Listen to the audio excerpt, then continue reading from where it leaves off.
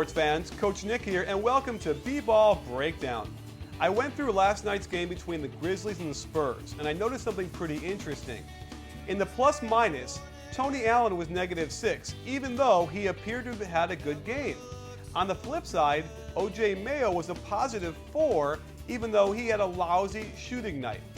So I fired up Synergy Sports, and I went through the stats, and I looked at all the clips that they can provide, and it's really amazing what they can do. You got to check it out. And I saw something pretty clearly that wasn't so obvious just looking at the box score. Let's look at Tony Allen's makes. Here's a nice catch and shoot at the very edge of his range. He'll come around a screen and then curl to the basket and slash and get a layup. He'll get another catch and shoot right at the edge of his range again. This time he'll slash to the basket off the glass and one. And when Randolph goes to the basket, he gets up and gets a tip dunk. And here he uses his good hands, gets a steal, and puts it back in on a layup. Now let's look at his misses. Here he'll isolate on the left wing and try and go one-on-one against Ginobili. He gets into the lane and shoots an air ball. He's over-aggressive along the baseline, over-penetrates, and can't finish the reverse. And this is not a replay, folks. Same play, same result. On the break, he's going too fast, out of control, not balanced, and barfs up another bad shot along the baseline. On a broken play, the ball gets loose. He quickly grabs it and without looking at the basket, fires it up off the glass and misses.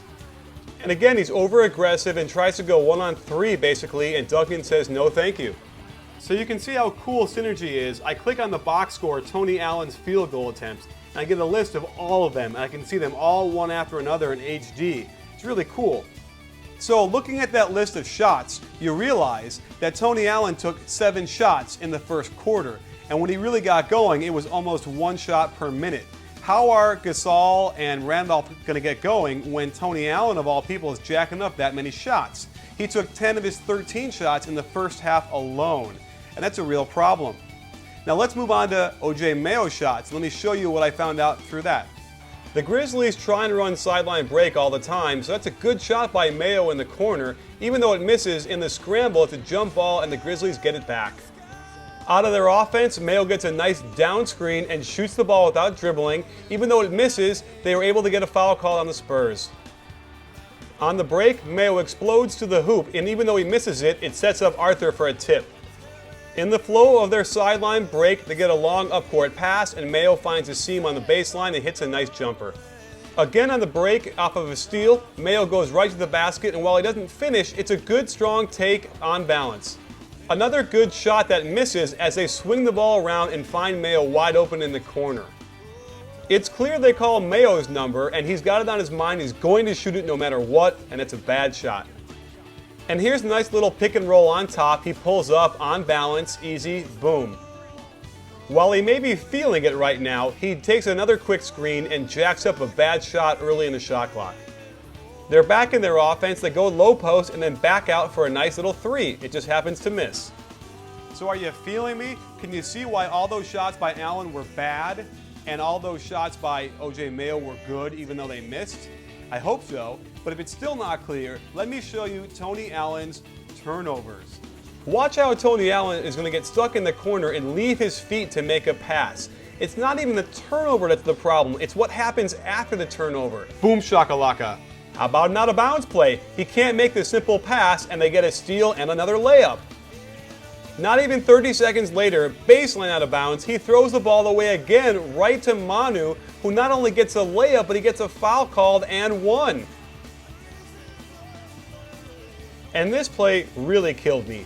When he catches the ball, watch how he checks his feet to make sure he's behind the three-point line.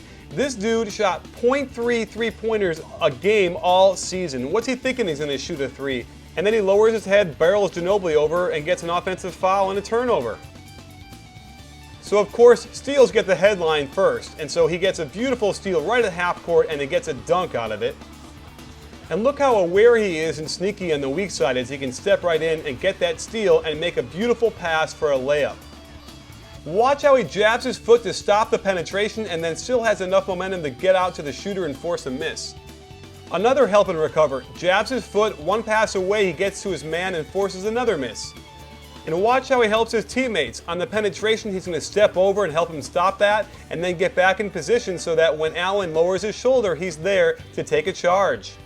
So the headline was Manu coming back for the Spurs, and there's no question he's the missing part that they did not have for Game 1, but it had nothing to do with his offense.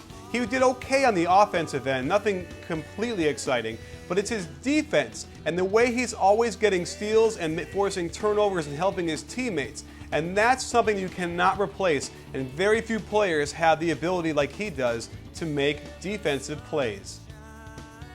So there you have it, folks. Without Manu, the Spurs are a very average team. Maybe not even an 8th seed, maybe 7th, 8th seed. That's about it. He makes up for so much for them, and if he can't go at least 85-90%, the Spurs have zero chance of getting to the NBA Finals, much less winning it all. And if he goes down, forget about it. He won't even get out of the first round with the Spurs. That said, I'm very anxious to see what happens when they go to Memphis, where that crowd's behind it, because the Grizzlies have pushed the Spurs to the limit, and I'm pretty sure they're going to be able to sit down Tony Allen and say, hey, bud, let's not take so many shots and be so aggressive on offense, because you got other guys like Sam Young, who's doing great, and the two big guys in Randolph and Gasol that can cause all sorts of problems for the Spurs. So I'm anxious to see what happens when they go to Memphis. Well, thanks for joining us. Stay tuned. We'll have some more stuff going on tonight, tomorrow, the rest of the playoffs, and let us know what you think, because don't forget it, B-Ball Breakdown, it's not a channel, it's a conversation.